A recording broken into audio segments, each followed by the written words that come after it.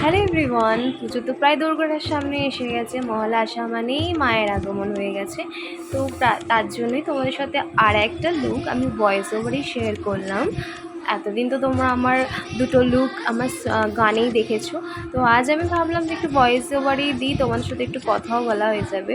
তো আমি সমস্ত প্রোডাক্টে আমি ডিটেলস সমস্ত কিছু আমি স্ক্রিনে দেখিয়েই দিই সব সময়ের জন্য। তো আমি কী কী ইউজ করছি সমস্ত ভিতরে, তার থেকে বড় কথা একটা রিজনেবল প্রাইসের ব্র্যান্ডের কথা বলছি। রিকর্ডের খুব ভালো একটা ব্র্যান্ড, খুব তোমরা কম প্রাইসের মধ্যে অ্যাজ আ সেলফ মেকআপ অথবা প্রফেশনালিভাবে তোমরা ইউজ করতে পারো। আমি ফরএভার 50 দিয়ে আমার বেসটা করেছিলাম এবং স্কিন প্রিপারেশনটা তোমরা আগেই করে রেখে, যারা আমার ভিডিও দেখো তারা কিন্তু জানোই যে আমি স্কিন প্রিপারেশনে কী কী ব্যবহার করি। আমার অয়েলি স্কিন, তো আমি আমার অ্যাকর্ডিং আমি জিনিসপত্র ব্যবহার করি, যাদের যেরকম স্কিন তারা সেরকম ইউজ করবে।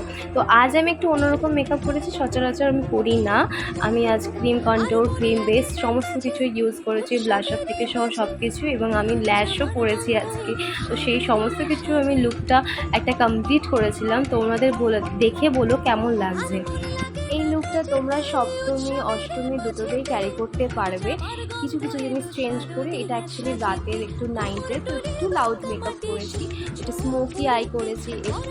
আই মেকআপটা আমি একটু লাউড রেখেছি, একটু ব্ল্যাক স্মোকি করেছি, যেটা সবারই পছন্দ, এবং খুব সিম্পল কিছু কালার ইউজ করেই আমি স্মোকিটা করেছি। খুব একটা ডার্ক ডার্ক করিনি আমি। তো তোমরা এই আমার প্রসেসটা দেখি এবং এই কালারটা ইউজ করে তোমরা স্মোকি আই অনায়াসে করতে পারো।